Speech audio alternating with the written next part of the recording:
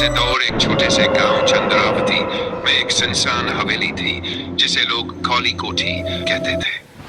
कोई नहीं जानता था कि इसमें आखिर क्या राज छुपे हैं, लेकिन हर कोई जानता था कि वहां जाना मौत को दावत देने के मुतरादिफ है।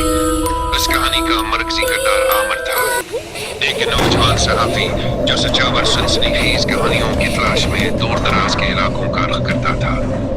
एक दिन से एक पुरानी डायरी मिली जो किसी दानंदर के चरणदास की थी। उस डायरी में तंत्र विद्या के वो हरस दर्ज थे जो आम इंसान की समझ से बाहर थे। डायरी के आखिरी सफात पर लिखा था, जो कोई भी मेरी ये डायरी पढ़े उसे तंत्र की दुनिया में कदम रखने से पहले 100 बार सोचना चाहिए, क्योंकि एक बार तुमने रास्ता चुन लिया तो वापसी मुमकिन नहीं। आमिर के दिल में तजस्सुस बढ़ता गया। इसने फैसला किया कि वह चंद्रावती जाकर खुद तहकीकात करेगा। पहला दिन काली कोठी गांव में कदम रखते हैं उसे अजीब से सदा हुआ का एहसास हुआ। लोग से घूरने लगे जैसे वो कोई मनहूस आया हो। जब उसने काली कोठी का जिक्र किया तो एक बूढ़ी औरत ने कहा, बेटा उसे के शैतानी साये बसते हैं, वहां जाना अपने कब्र खोदने के बराबर। आमिर ने इन बातों पर ध्यान नहीं दिया और कोठी की तरफ रवाना हो गया।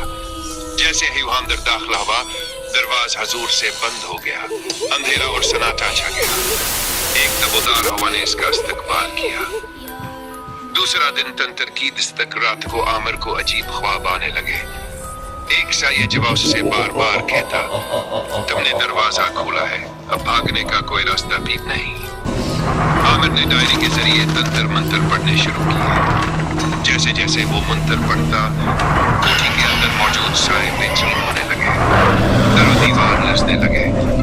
एक कमरे की दीवार पर अचानक एक हाथ का निशान जाहिर हुआ जिससे खून बहा रहा था।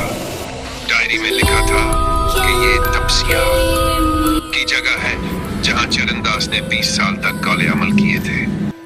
तीसरा दिन स्यास आया। सुबह होते ही आमिर ने गांव के पंडित राम नारायण से मुलाकात की। पंडित ने कहा, तुमने जिस चीज से छेड़छाड़ की है वो इंसानों के बस की बात नहीं। चरणदास आज भी उस कोठी में मौजूद है, मगर अब वो जिंदा नहीं, बल्कि एक रूह की शक्ल में है जो तंत्र विद्या के जरिए जिंदा रहती है। आमिर को डर महसूस होने लगा, लेकिन उसका तजस्सुस खौफ से बड़ा हो चुका था। चौथा दिन तंत्र की गवाह को आमिर ने डायरी में दर्ज आखिरी मंत्र पढ़ा। जैसे ही वह मंत्र खत्म हुआ, एक जोरदार चीख सुनाई दी। जमीन हिलने लगी, कोठी के दरवाजे खुद ब खुद खुल गए और बंद होने लगे। आमिर को महसूस हुआ कि किसी ने जिस्म पर कब्जा करना शुरू कर दिया है। इसकी आंखें सर्ख हो गए, जिस्म का रंग सियाह होने लगा।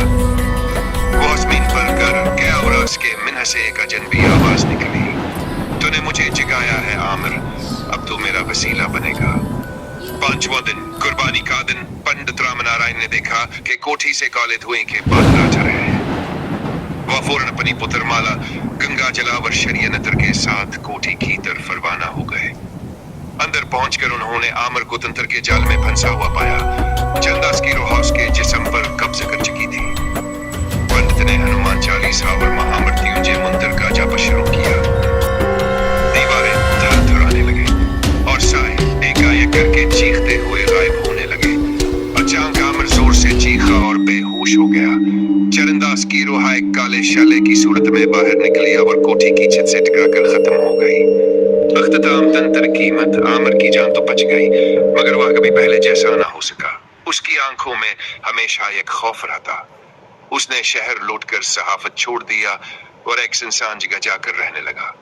काली कोठी अब अभी मौजूद है, लेकिन कोई उसके करीब भी जाने की हिम्मत नहीं करता, क्योंकि हर रात वहां से किसी के चीखने की आवाज आती है, जैसे कोई आज भी तंत्र विद्या का नया प्रचार